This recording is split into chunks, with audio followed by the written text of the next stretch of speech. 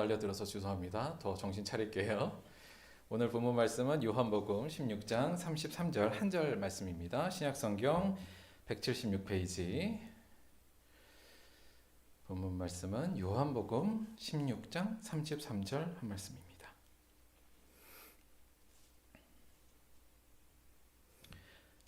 요한복음 16장 33절 말씀 제가 봉독하겠습니다. 이것을 너희에게 이르는 것은 너희로 내 안에서 평안을 누리게 하려 함이라. 세상에서는 너희가 환난을 당하나 담대하라. 내가 세상을 이기었노라. 아멘.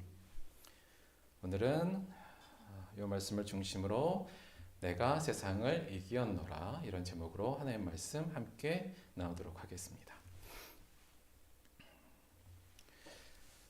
요즘에 아직도 우크라이나하고 러시아 전쟁이 계속되고 있습니다. 제 생각에는 요즘엔 유튜브나 이런 미디어가 발달해서 거의 전쟁이 생중계되는 건 처음인 것 같아요. 예전에 이라크 전쟁도 있곤 했지만 그냥 외신이나 이런 걸 통해서 소식을 접했는데 요즘은 유튜브만 보더라도 실제 전투 상황 같은 것도 올라와 있고 참 그런 걸 보면서 굉장히 저는 좀 느낌이 좀 뭐랄까 어떻게 말하기 좀 쉽지 않은 감정에 자꾸 좀 들어가는데 물론 저도 전투나 전쟁을 직접 경험해 본 적은 없지만 좀 간접적으로 좀 상상도 많이 하고 또 군인이었을 때는 그런 것들을 좀 더 간접적인 어떤 이야기도 많이 듣고요. 전쟁에 실제 경험했던 분들의 이야기. 저도 이제 전쟁이 나면 어떤 일이 벌어질까 이런 걸 좀 생각해 봤기 때문에 좀 마음이 좀 어려워지는 경우가 많습니다. 지금도 우크라이나 안에 전쟁이 벌어지고 우리는 지금 멀리 떨어져서 그냥 일상을 살고 있지만 이곳에서는 정말 이런 다양한 참상들이 지금도 벌어지고 있죠. 그런데 이런 참상이 이제 벌어지는 상황 속에서 이런 뉴스들을 가끔 접하고 있어요. 뭐냐면 아이들 앞에서 러시아군이 성폭행해서 공포에 떠는 우크라이나 여성들 또는 TV 쇼파의 속옷까지 싹쓸이 약탈하는 러시아 군대들 이런 보도들이 실제로 나옵니다.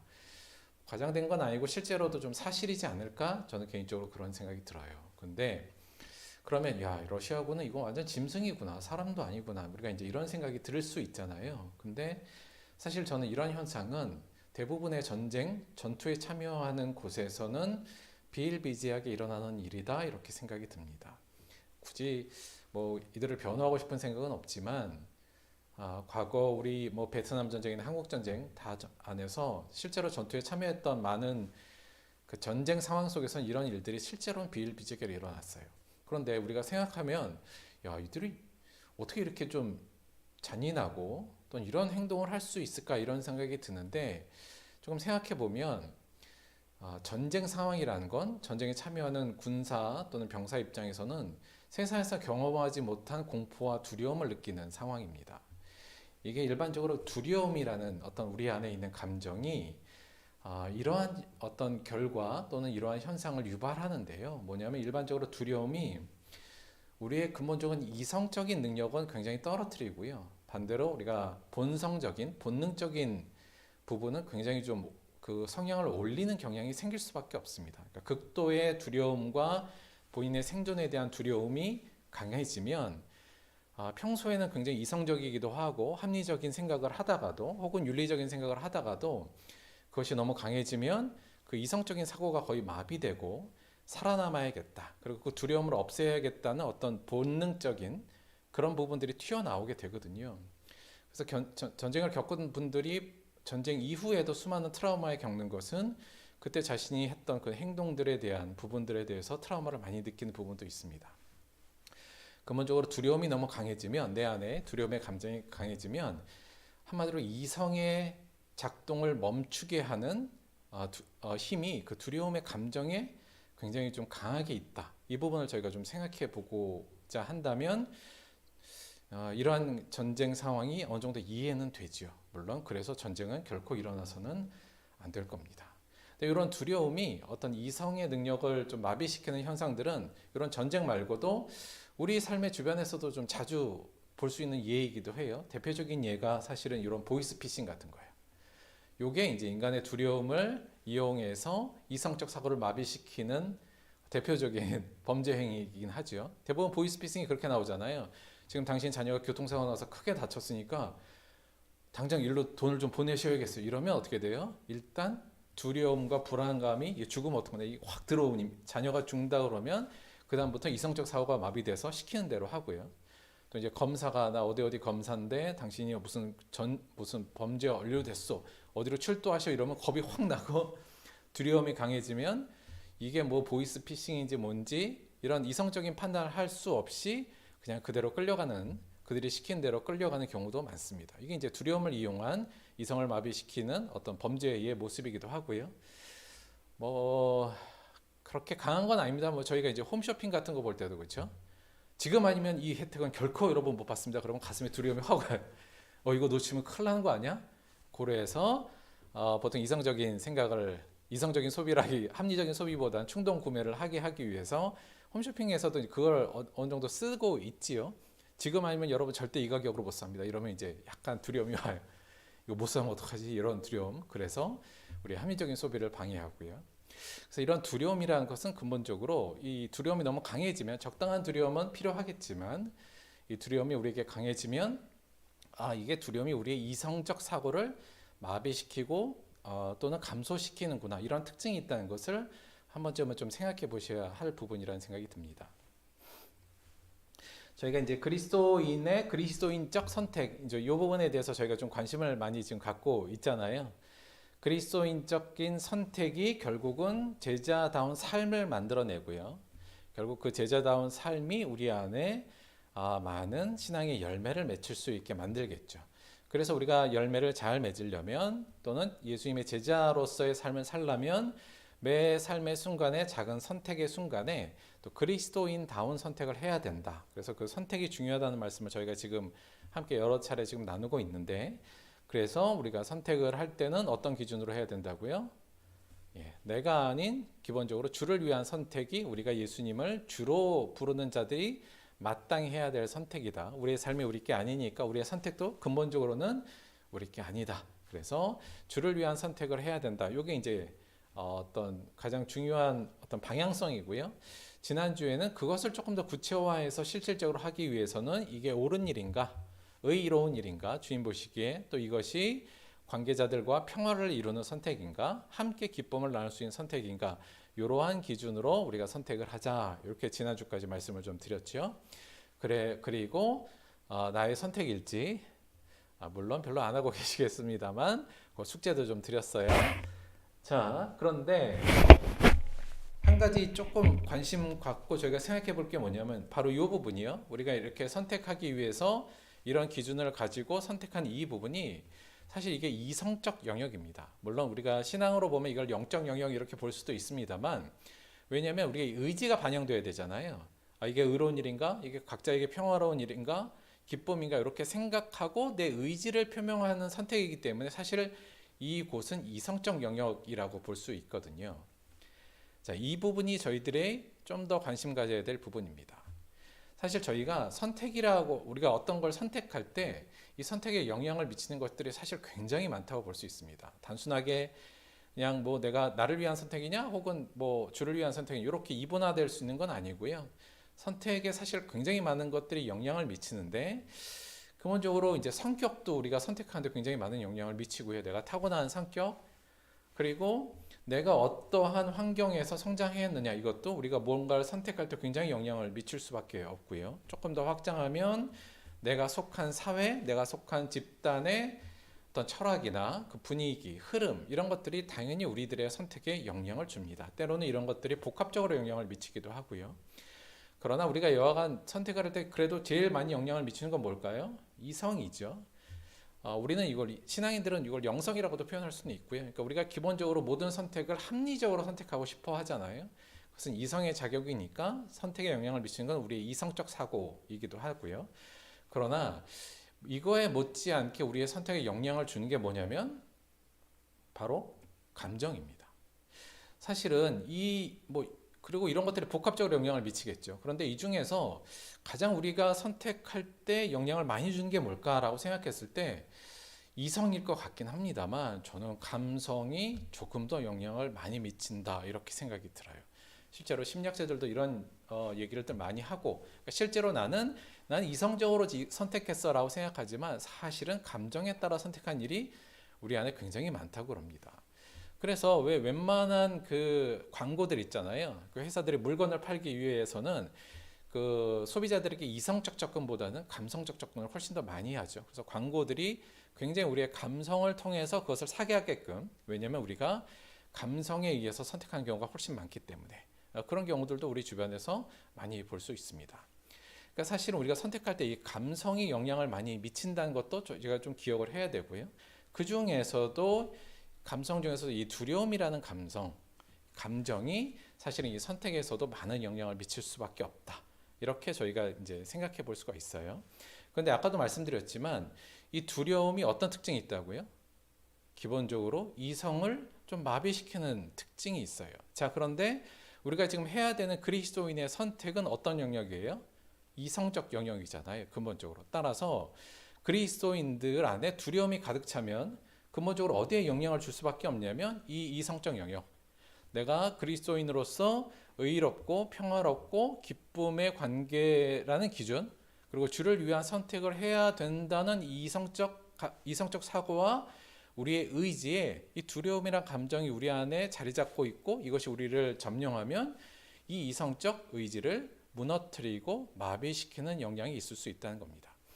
따라서 우리가 정말 그리스도인다운 선택을 하고 또 제자다운 삶을 살고 우리 삶에 열매가 맺히기 위해선 뭘 우리가 나름대로 제어할 수 있어야 되냐면 뭐예요?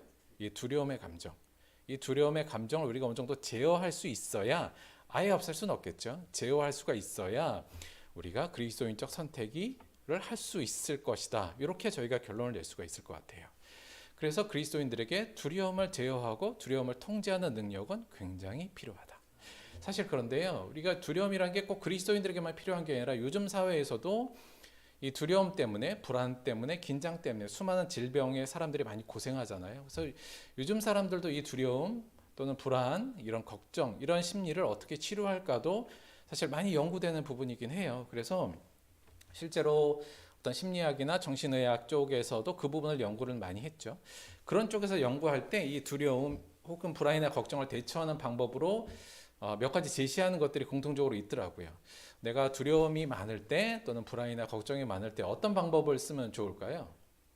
그러니까 요거는 이제 심리학적 또는 의학적 방식, 소위 말하면 이제 뭐 정신과 병원에 가면 선생님들이 이런 처방을 해줘요. 물론 약물 처방을 제일 많이 하긴 합니다만 약물 처방 외에 우리가 일상에서 우리의 두려움이나 불안이나 걱정이 많이 들었을 때 그것을 어느 정도 통제하고 제어할 수 있는 방법으로 이런 것들을 많이 제시하더라고요.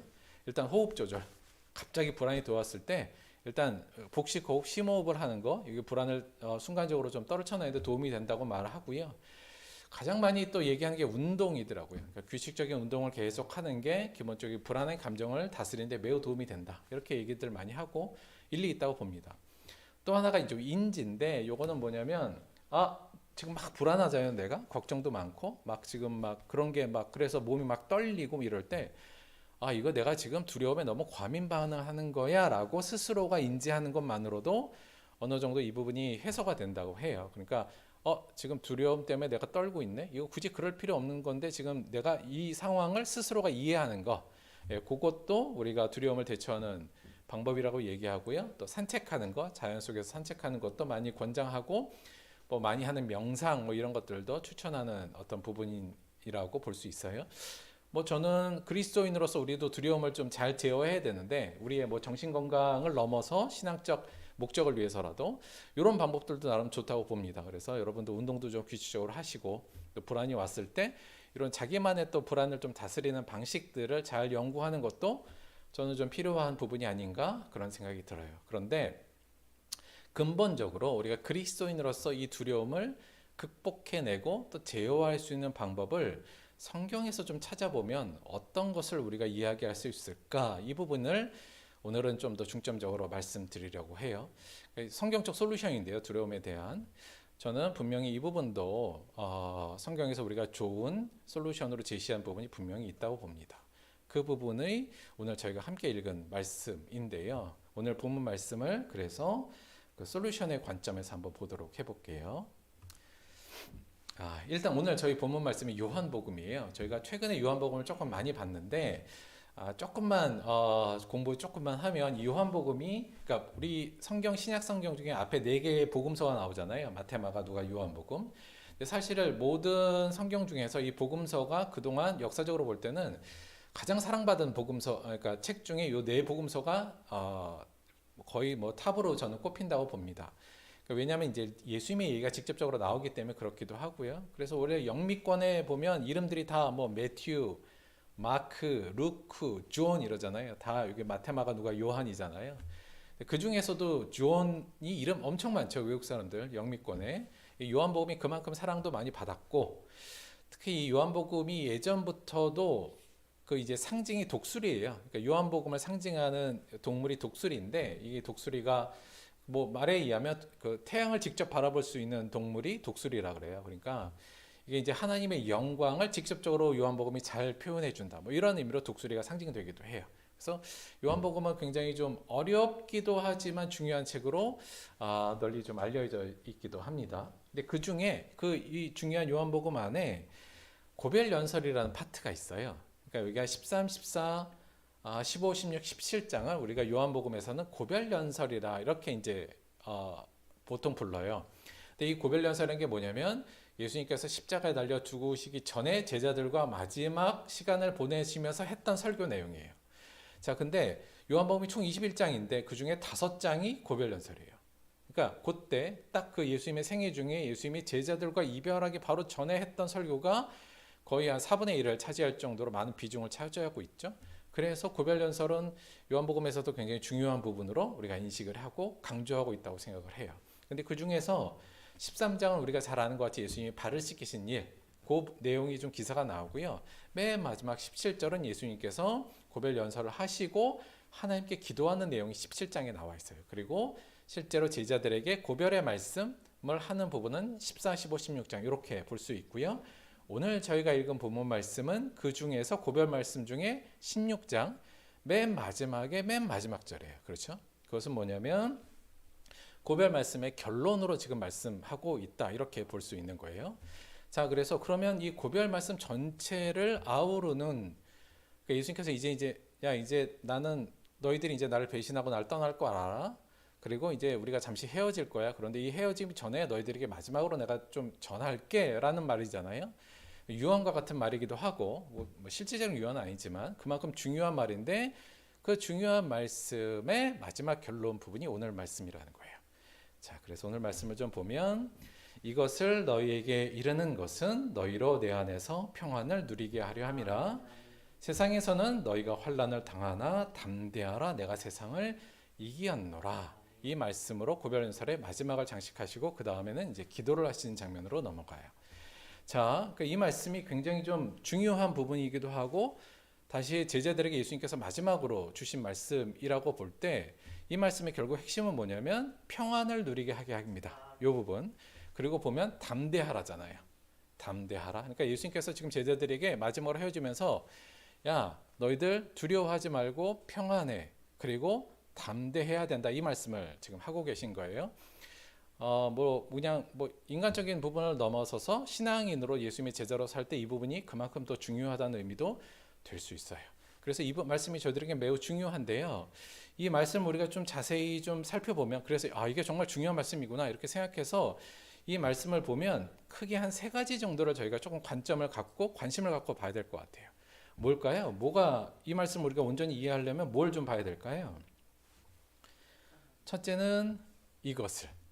자, 보세요. 이것을 너희에게 말한 것은 너희로 내 안에서 평안을 누리게 하려 함이야. 내가 이 말을 왜 했게? 너희들이 이 말을 통해서 평안을 얻게 하기 위해서 내가 이 말을 했어 이거잖아요. 그럼 이 말이 뭔지에 대해서 알아야 될 거 아니에요. 그래서 이것이 지시하는 이 대명사가 지시하는 내용이 뭔가 이걸 저희가 좀 알아야 되고요.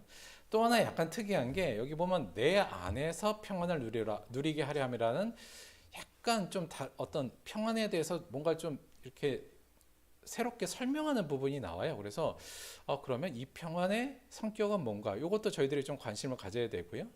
마지막에 우리 보고 담대해라 이렇게 얘기하고 쫄지 마라 이렇게 얘기하고 하신 말씀이 그 이유를 말씀하신 게 내가 세상을 이기었노라 이 말씀이거든요. 이건 대체 뭘 의미하는 건가? 이 부분이 저희들에게 좀 관심을 갖게 되는 부분이에요. 그래서 이 세 가지를 우리가 오늘은 조금 추적하고 한번 연구하고 보면서 예수님이 마지막 교벌 말씀으로 말씀하신 것 우리가 평안하고 담대하기 위한 방법들에 대해서 조금 더 알아보도록 하겠습니다. 자, 이것의 내용은 무엇일까? 이것의 내용. 이것을 너에게 말하는 것은 너희로 내 안에서 평안을 얻게 하기 위함이다. 자, 그러니까 이걸 알아야 우리가 평안을 얻을 거 아니에요. 자, 이것을 일단 알려면 어떻게 하면 될까요? 사실 물론 저는 좀 그래도 요거 쭉 이런 일을 하는 사람이니까 이런 걸 보면 약간 이거 마치 보물찾기 하는 그런 느낌 들거든요. 이게 뭐야 대체? 이거 알고 싶고 이게 막 약간 그런 느낌이 들거든요. 여러분도 약간 그렇죠? 이게 뭘까? 이런 호기심? 이걸 알아야 내가 평안할 텐데 이런 호기심을 좀 가졌으면 좋겠고요. 근데 그럼 이것의 내용은 뭘까? 그동안 저희가 공부에 의하면 이거 어디서 찾아야 돼요? 예, 앞에서 찾으면 돼요. 앞에서 찾으면 되는데 오늘 그럼 32절 말씀 한번 볼게요. 32절 말씀. 보라 너희가 다 각각 제 곳으로 흩어지고 나를 혼자 둘 때가 오나니 벌써 왔도다. 그러나 내가 혼자 있는 것이 아니라 아버지께서 나와 함께 계시느니라. 아버지가 나와 함께 계시다는 말씀을 하신 게 이것이 아닌가? 이렇게 생각할 수 있어요. 그렇죠? 그렇게 생각하는 건 거의 80점. 잘하신 거예요. 왜냐하면 이제 뒤에서 바로 이제 문맥 안에서 찾으려는 노력을 잘 하신 거고 이 말도 맞긴 맞아요. 그런데 사실은 요게 방금 말씀드린 것 같이 고별연설 전체의 결론이잖아요. 그러면 물론 요 지시대명사가 바로 앞에 말을 받는 걸 수도 있겠습니다만 전체적인 흐름상은 이 고별연설 전체를 다 받는 대명사로 보는 게 맞을 것 같아요. 그래서 요것도 맞는 거지만 저는 이 고별연설 전체를 좀 아울러서 이것을 그 안에 고별연설 전체가 이것을 의미한다. 이것을 그래서 고별연설 전체를 좀 살펴봐야 될 필요가 있다는 생각이 들어요. 여러 번 보고 이 내용을 다 찾으라 그러면 시간이 많이 걸리니까 제가 좀 찾아와 봤어요. 과연 우리 안에 평안을 누리게 하기 위해서 예수님께서 말씀하신 이것의 내용은 무엇인가? 그 고별연설의 내용을 조금 더 구체적으로 보면 크게 한 4가지 정도로 제가 추려봤거든요. 첫째, 이것의 내용은 예수님이 예비하시는 하늘나라 거처를 우리가 소망하는 말씀을 하셨어요. 자, 그러니까 우리가 평안을 얻으려면 기본적으로 예수님께서 예비하시는 하늘나라의 거처에 대한 소망을 가져야 된다는 뜻이겠죠. 14장 처음 시작할 때 고별연서 첫 마디가 예수님이 이렇게 시작하셨어요. 너희는 마음에 근심하지 말라. 하나님을 믿으니 또 나를 믿으라. 내 아버지 집에 거할 곳이 많도다. 가서 너희를 위하여 내가 가서 거처를 예비하면 내가 다시 와서 너희를 내게로 영접하여 나 있는 곳에 너희도 있게 하리라. 첫 시작이 너희는 마음에 근심하지 말라 이렇게 시작하는 것을 보자면 전체적으로 이 고별연설에서 예수님의 강조점이 드러나죠.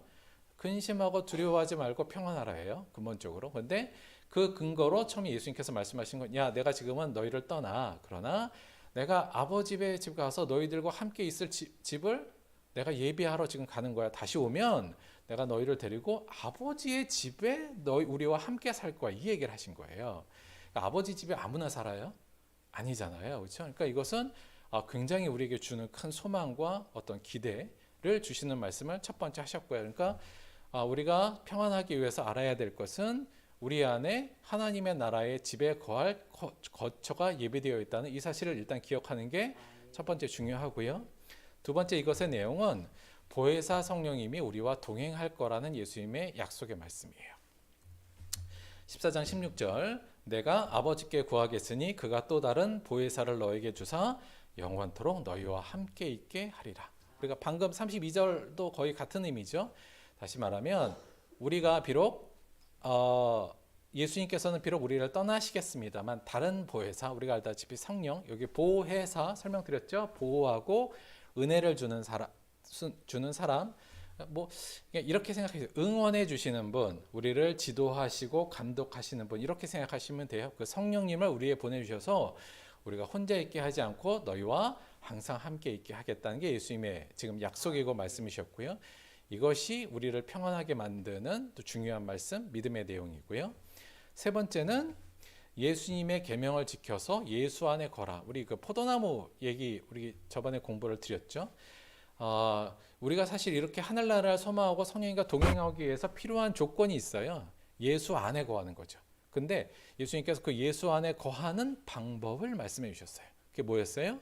나의 계명을 지키라는 거였잖아요. 그러니까 이것도 우리들에게는 큰 기쁨의 소식이에요. 왜냐하면 우리가 하늘나라의 거처를 소망하게 되고 성령과 동행할 수 있는 방법을 예수님께서 가르쳐 주는 거잖아요. 우리 안에 평안이 올 수밖에 없는 굉장히 중요한 진리의 내용이죠. 우리가 그때도 봤지만 내가 아버지의 계명을 지켜 그의 사랑 안에 거하는 것 같이 너희도 내 계명을 지키면 내 사랑 안에 거하리라. 우리가 예수님 안에 거하려면 이렇게 하면 되는 거구나. 이런 방법도 알려주셨고요. 그 계명이 뭐라고요? 내 계명은 곧 너희를 사랑한 것 같이 너희도 서로 사랑하는 이것이니라. 우리가 이렇게 하면 예수 안에 거하게 되고 그러면 우리는 성령님과 동행하며 하늘나라의 거처에 갈 수 있지. 이것도 말씀해 주셨고요. 또 하나 이것의 내용은 예수님의 십자가 은혜와 부활의 영광 이 부분이라고 볼 수 있어요. 16장은 대부분 이 말씀이에요. 그래서 예수님께서 뭐라고 하셨냐면 지금은 너희가 근심하나 내가 다시 너희를 보리니 너희 마음이 기쁠 것이요 너희 기쁨을 빼앗을 자가 없으리라. 내가 곧 십자가에 달려 죽지만 내가 다시 올 것이고 그때 우리는 기쁨을 누릴 거야. 하나님의 예수님의 십자가 은혜와 이 부활의 영광을 말씀하시는 걸로 되어 있어요. 그러니까 이것을 너희들에게 이름은 이것에는 이렇게 크게 네 가지로 볼 수 있는데요. 요 네 가지는 한 문장으로 이걸 한번 줄여볼게요. 어떻게 줄이면 좋을까요? 많이 복잡하시죠? 제가 한번 줄여봤어요. 이것은 이렇게 생각하시면 될 것 같아요. 뭐냐면 성령님과 함께 예수님의 계명을 지켜서 예수님의 십자가와 부활로 주어진 아버지 집에 거하는 영광을 소망하라. 그럴 때 너희 안에 평안이 임할 것이다. 지금 이렇게 이해하면 되는 거죠. 근데 이것을 조금 다른 관점, 같은 얘기인데 다른 관점은 뭐냐면 이 얘기는 우리가 하나님 보시기에 최고로 존귀한 자가 되었다는 것을 알라와도 같은 의미라고 볼 수 있어요. 왜냐하면 우리가 예수님의 계명을 지킬 수 있는 자가 됐다는 것도 굉장히 존귀한 자만 할 수 있는 일이고요. 더군다나 예수님의 십자가의 은혜와 부활의 영광을 누리게 된 것도 가장 큰 존귀한 자로서의 우리가 그걸 통해서 올라가게 된 거고요. 성령님과 함께 거한다. 아무나 성령님이 거하나요? 아니요. 존귀하고 하나님이 허락하신 자에게만 성령님이 함께 동행하시잖아요. 아울러서 아까 말씀드렸던 것이 아버지의 집에 우리가 거할 거처가 이제 있다. 그곳에 갈 것이다. 하나님 아버지, 온 세상의 창조주며 통치자의 하나님 아버지 집에 거할 자가 바로 우리라는 뜻이잖아요. 따라서 이 얘기는 우리는 이미 최고로 존귀한 자로 하나님한테 지금 인정받고 있다는 것을 알아라. 근본적으로 그럴 때 너희 안에 평안이 임할 것이다. 이렇게 이해해도 될 것 같아요. 자, 사랑하는 우리 들복교회 성도 여러분, 마음에 평안이 오셨습니까? 자, 근데 이걸 저희가 아는데요. 마음의 평안이 확 오시진 않잖아요. 그렇죠? 이걸 듣는 순간 내 마음에 평안이 갑자기 찾아왔어요. 잘 안 그렇잖아요. 왜 그런가를 조금 고민해 보면 이래요. 뭐냐면 우리가 평안에 대해서 조금 잘못 생각하는 부분이 있어서 그런 것 같아요. 다시 말하면 이 두 번째 내용, 예수님께서 내 안에서 평안을 누리게 하려 함이잖아요. 이 평안의 성격에 대한 이야기를 조금 해야 될 것 같아요. 이 부분을 조금 저희가 좀 알아야 되는데, 자, 왜 우리는 이 얘기를 들었는데도 불구하고 그렇게 평안이 없을까? 그리고 순간적으로 평안이 왜 안 오지? 이렇게 생각할 수 있는데 이 평안의 성격을 저희가 좀 잘 봐야 될 필요가 있다는 말씀을 드리는 거예요. 오늘 본문 말씀 보면 이게 이제 원어, 영어로 간단하게 좀 번역하고 한국말로 해놨어요. 그런데 보시면 내 안에서 평안을 갖게 하며 함이라. 근데 세상 안에서는 너희가 환난을 당한다. 이렇게 돼 있잖아요. 글자를 내용 보면 정확하게 대꾸식으로 쓴 게 나와요. 그러니까 이게 대비하고 지금 대조하고 있다는 내용인데 우리가 조금 이상한 게 있어요. 이 내용을 보면 뭐냐면 자, 우리는 평안이라는 건 어떤 상태냐면 환난이 없는 상태를 우리가 평안이라고 부르잖아요. 맞죠? 환난과 걱정과 근심이 없는 상태가 될 때 우리는 그걸 평안이라고 부르는데 오늘 말씀은 그게 아니에요. 뭐라 그러냐면 세상에서 너희는 환난을 당해요. 그런데 내 안에서 평안하라는 얘기잖아요. 이 얘기는 우리가 평소에 알고 있던 평안하고는 이게 좀 성격이 다르다는 걸 우리가 알 수 있어요. 우리가 아까 32절에서도 봤지만 하나님이 함께 계시다 그러잖아요. 나와 함께. 근데 우리가 하나님이 함께 계시다는 건 언제 느끼냐면 하나님이 내 안에 어려운 일도 없고 슬픈 일도 없고 좋은 일이만 일어날 때 하나님이 지금 나와 함께 계시나. 보통 우리는 그렇게 생각하잖아요. 근데 32절 말씀에도 뭐라 그러냐면 너희들이 나를 다 떠나고 나를 혼자 둘 거야. 그리고 나는 십자가를 질 거야. 그런데 하나님은 나와 함께 계셔. 이 얘기잖아요. 그러니까 우리가 생각하는 것하고 평안 그리고 하나님이 함께 계신다는 것이 개념이 좀 많이 달라요. 그러니까 내 안에서 평안이라는 것은 우리가 기본적으로 알고 있는 평안하고는 다른 평안이라는 것을 인지해야 된다. 사실 14장 27절에 이걸 좀 정확하게 말씀하셨어요. 평안을 너에게 끼치노니 곧 나의 평안을 너에게 주노라. 내가 너에게 주는 것은 세상이 주는 것과 같지 아니하니라. 너희는 마음에 근심하지도 말고 두려워하지도 말라. 세상이 주는 평안과 예수 안에 있는 평안이 다르다는 것을 분명하게 말씀하셨죠. 그러니까 이걸 정확하게 저희가 좀 구분할 수 있어야 돼요. 우리가 세상의 평안으로 자꾸 하나님의 평안을 말씀을 통해서 세상의 평안을 얻으려면 번지수가 이건 잘 안 맞는 거다 이렇게 볼 수 있다는 거죠. 자, 그래서 세상의 평안과 예수 안의 평안을 좀 구별을 해야 되는데요.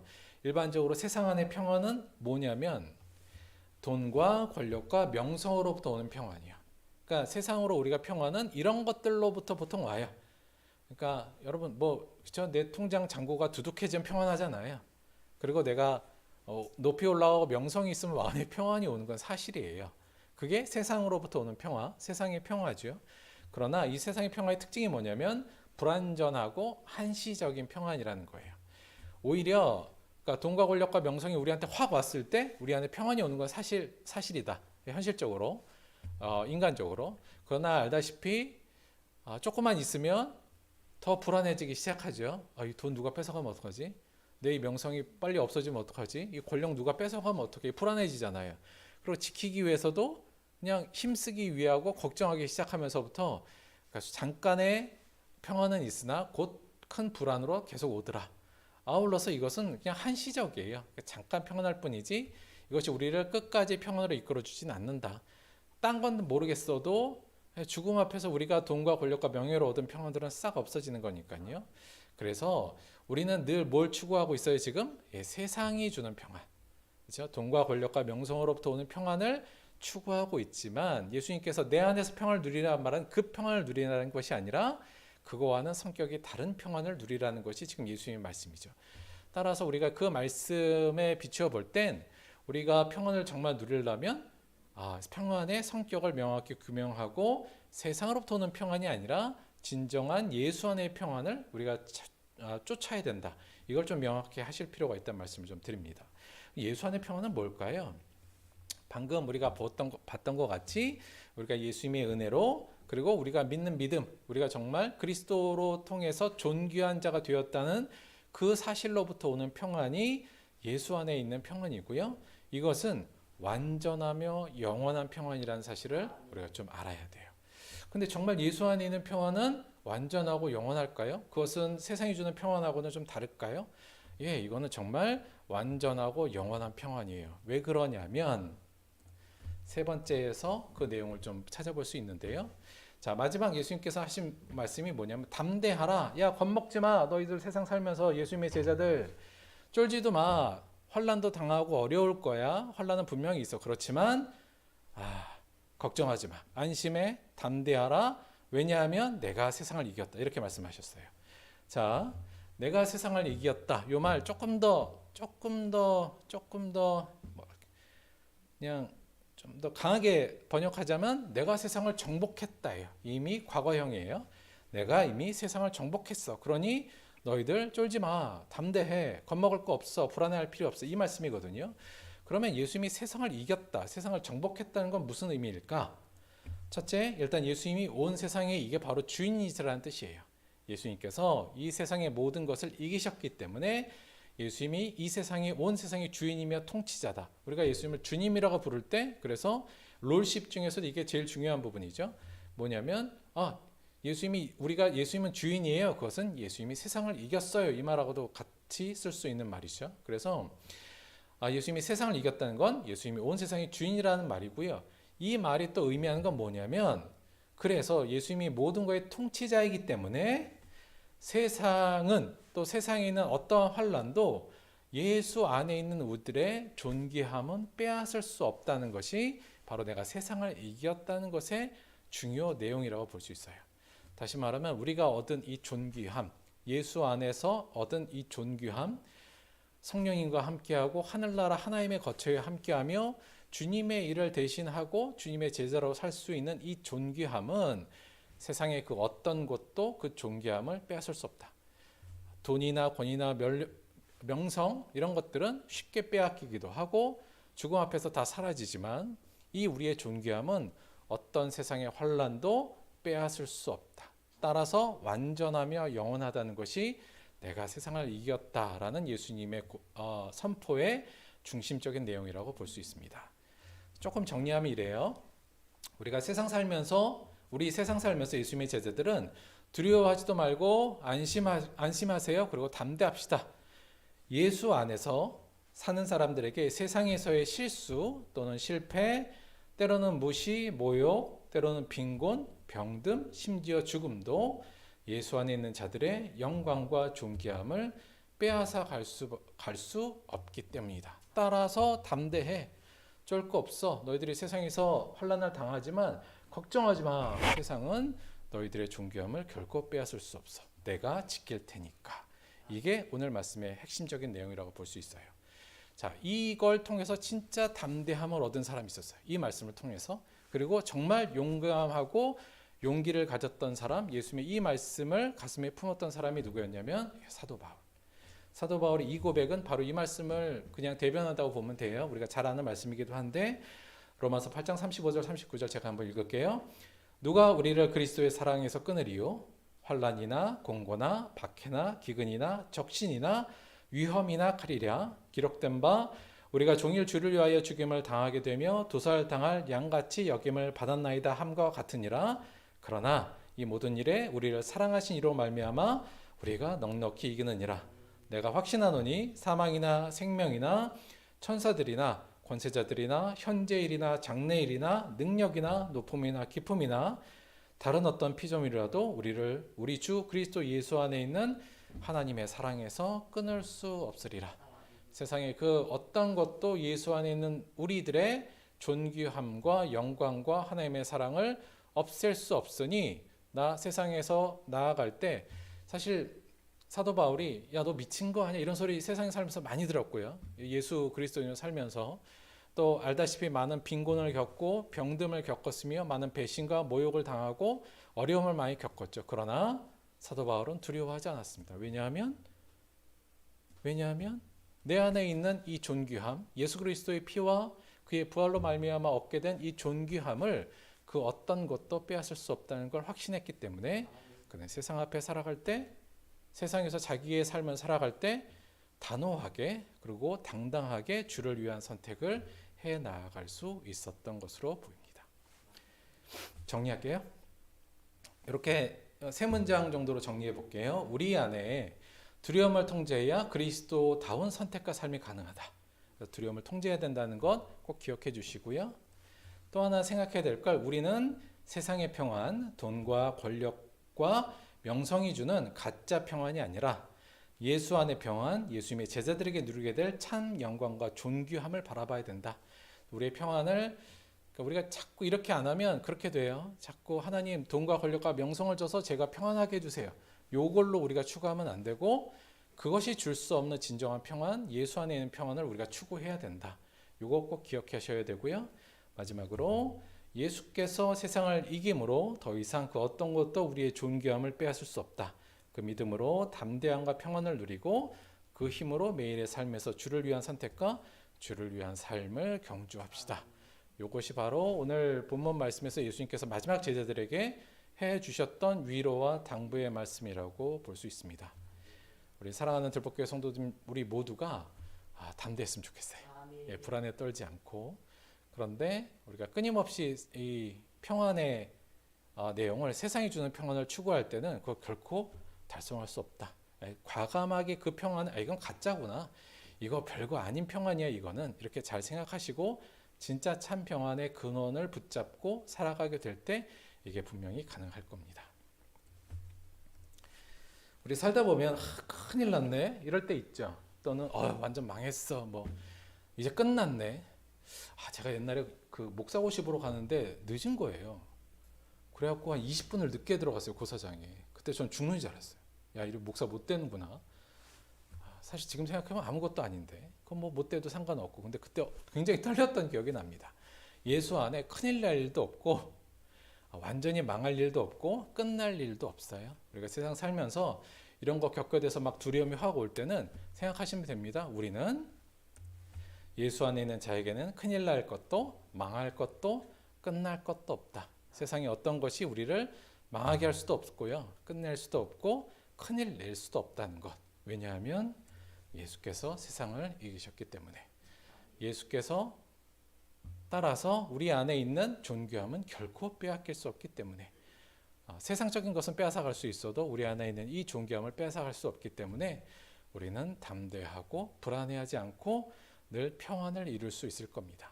저는 이게 쉽지는 않을 거예요. 왜냐하면 아까 말씀드렸지만 당장 통장에 돈이 들어오는 게 마음의 평안이 오지, 이건 우리한테 평안으로 쉽게 다가오진 않거든요. 그러나 우리 계속적으로 노력을 해야죠. 이 평안이 진짜 평안이 아니고 내가 의지해야 될 진짜 평안의 근거들에 늘 묵상하시면서 늘 이 참 평안으로, 우리가 참 평안을 추구함으로 우리 안에 평안과 담대함을 얻으시고, 그로 인해서 과감하게 그리스도인다운 선택에 매진하여서 열매를 풍성히 맺게 되는 저와 여러분이 되기를 주님의 이름으로 축원드립니다. 제가 잠깐 기도할게요. 하나님 아버지, 고맙고 감사드립니다. 예수님께서 제자들에게 마지막에 말씀하신 것, 내 안에서 평안을 누려라, 담대해라. 이 말씀이 저희들에게도 꼭 필요한 말씀임을 이 시간 다시 한번 생각합니다. 이를 위해서 저희가 세상의 평안을, 더 이상 세상적 평안을 추구한 자가 아니라 진정한 우리 안에 있는 존귀함을 발견할 수 있는, 그리고 우리가 얼마나 존귀한 자로 지금 주 앞에 서 있는지 이 은혜를 바라보는 자 되게 도와주옵시고, 예수께서 세상을 이김으로 이 존귀함은 이제 더 이상 어떠한 것에 의해서도 훼손되지 않는다는 사실에 근거하여 늘 삶에서 이 세상에서 당당하고 담대하며 평안을 누리는 자 될 수 있도록 역사하여 주옵소서. 그리하여 그를 통해 우리 안에 있는 불안을 우리가 잘 통제해내고 더욱더 그리스도인다운 선택과 제자스러운 삶으로 우리의 삶을 만들어 나갈 수 있도록 주께서 도와주옵소서. 감사드리며 예수님의 이름으로 기도드렸습니다. 아멘. 저희가 오늘 어버이날 날, 그래서 우리 어르신들을 위한 것들을 저희가 조금 준비하는 시간이에요. 그래서 사실 60대는 제가 생각할 때는 요즘은 그 어르신이라고 하긴 좀 어렵고 장년입니다만, 저희는 일단 60을 기준으로 해서 오늘을 좀 기념하는 걸로 하도록 할게요. 우리가 사실 저희 교회 어르신분들이 좀 몇 분 계신데 실질적으로 많이 도와주시지만 사실 존재하는 것만으로 저희들이 큰 기쁨과 감사라는 말씀을 드리고요. 우리 60세 이상 잠시 자리에서 잠깐 일어나 보실까요? 잠시만 일어나 주시면, 감사합니다. 함께 해주셔서 우리 함께 박수로 감사의 마음을 표현하도록 하겠습니다. 감사합니다. 저희와 함께 해주셔서. 그래서 자, 우리 영양제 선물로 드리도록 할게요. 자, 수여식 있겠습니다. 같은 얘기가 아니었군요. 멀티비타민. 자, 광고는 아니지만 센트룸 드리도록 할게요. 먹고 늘 건강하시기 바랍니다. 박수. 사랑합니다. 감사드려요. 앉아주시고요. 그리고 말씀드렸지만 저희가 오늘 2주년 기념이에요. 다른 것보다도 하여간 저희가 좀 어려운 상황 속에서도 지금 2년 동안 잘 지내왔고요. 그 모든 공이나 노고는 다 우리 성도님들, 우리가 함께 했기 때문이라고 생각드리고 정말 감사하다는 말씀을 드려요. 저희가 3주년, 4주년, 앞으로 5주년 더 가겠지만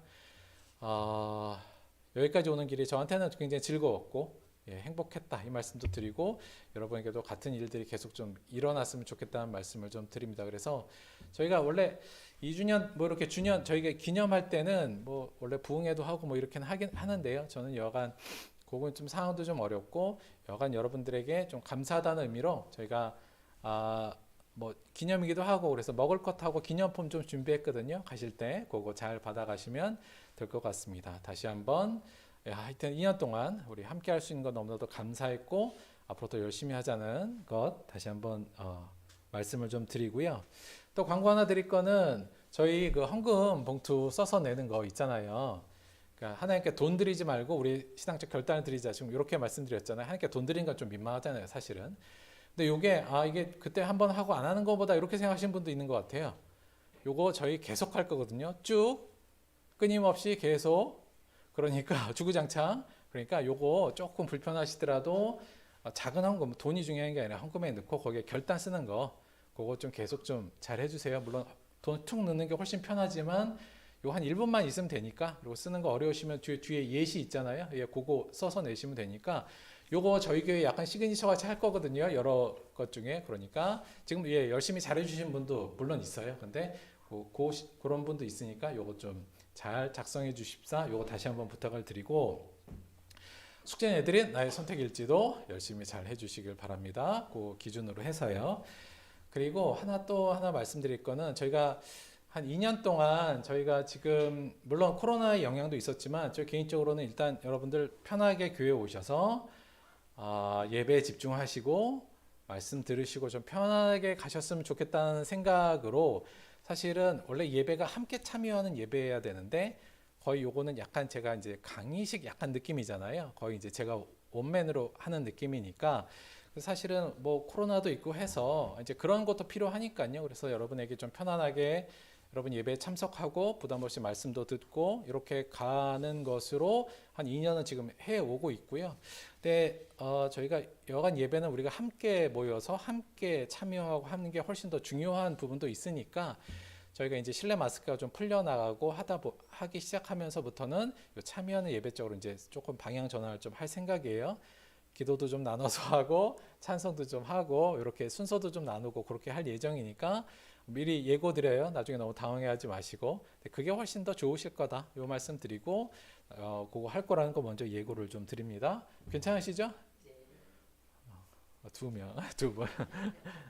딴 분은 지금이 좋은 걸로 그러나 더 좋은 방향으로 뭐 또 하다가 너무 힘드시면 또 이렇게 갈게요. 너무 부담 갖지 마시고 그렇게 하시면 좋을 것 같아요. 저희 오늘 단체 사진 찍을 건데요. 원래 조금 오늘 식구들이 못 오신 식구가 있어서 조금 아쉬운데 일단은 그냥 오늘 단체 사진은 그냥 오늘은 여기 앞에 나와서 일단 찍고요. 다음에 다음 주로 다 올지 모르겠는데 여간 다음 주에 야외에 나가서 한 번 더 찍는 걸로 그렇게 하도록 할게요. 끝난 다음에 다 나오셔서 요 앞에서 우리 단체 사진 2주년 기념이니까 그거 하나 찍는 거 함께 해주셨으면 좋겠습니다. 헌금을 위해서 기도하고 축도함으로 예배 마치도록 하겠습니다. 거룩하신 하나님 고맙고 감사합니다. 정말 죄인된 우리를 위하여 버려질 수밖에 없는 우리를 위하여 그 귀한 하나님의 아들 예수 그리스도께서 십자가를 지시고 우리를 하나님의 자녀로 영광스러운 자녀로 우리를 불러주셨사오니 고맙고 감사합니다. 자녀로만 불러주신 것도 너무나도 감사한데 그리스도의 일을 이어갈 수 있는 그분의 제자들로까지 삼아주신 것 고맙고 감사드립니다. 무엇과도 바꿀 수 없는 영광임을 기억합니다. 아울러서 우리같이 비천하고 천한 자에게 지금 성령님 함께하여 주시고 동행하여 주시니 고맙고 감사합니다. 성령께서 우리와 동행한다는 것은 무엇과도 바꿀 수 없는 영광과 존귀함임을 또한 기억합니다. 아울러 그러한 우리들에게 예수 안에 있는 우리들에게 하나님의 나라 그리고 하나님의 집 아버지 집에 거할 처소를 우리에게 허락하시니 고맙고 감사드립니다. 이렇게 우리를 존귀하고 영광스럽게 만들어 주신 것을 기억하며 그리고 이것은 이 세상 어떤 것도 이 세상의 실수나 실패나 이 세상의 무엇도 심지어 죽음까지도 빼앗을 수 없는 것임을 알게 하시니 고맙고 감사합니다. 이제 그 당당함으로 이 세상을 담대하게 살아가려고 합니다. 세상이 주는 평안, 잠시, 그리고 더 큰 두려움을 주는 세상의 평안에 기대지 않게 하시고 우리 안에 있는 이 귀함과 존귀함과 영광의 근거를 두고 평안함을 누리게 하시고 담대할 수 있도록 역사하여 주옵소서. 우리에게 주신 은혜가 너무나도 감사하고 감사하여 주 앞에 또한 예물과 신앙의 결단으로 나와왔습니다. 우리의 결단이 결단으로만 끝나는 것이 아니라 더욱더 우리를 부인하고 우리의 십자가를 당당하게 질 수 있도록 발전할 수 있도록 도와주옵시고 예물이 쓰이는 모든 곳에 하나님의 자비하심과 하나님의 기쁨과 평안이 넘칠 수 있도록 도와주옵소서. 감사드리며 예수님의 이름으로 기도드렸습니다. 아멘. 지금은 우리 주 예수 그리스도의 은혜와 아버지 하나님의 영원하신 사랑과 보혜사 성령의 내주 교통하심이 예수 안에 평안을 누리고 담대하여 이 세상을 그리스도의 제자로 살아가기로 결단한 사랑하는 우리 모든 들벗교회 성도들의 삶 속에 지금부터 영원토록 함께하기를 간절히 축원드리옵나이다. 아멘.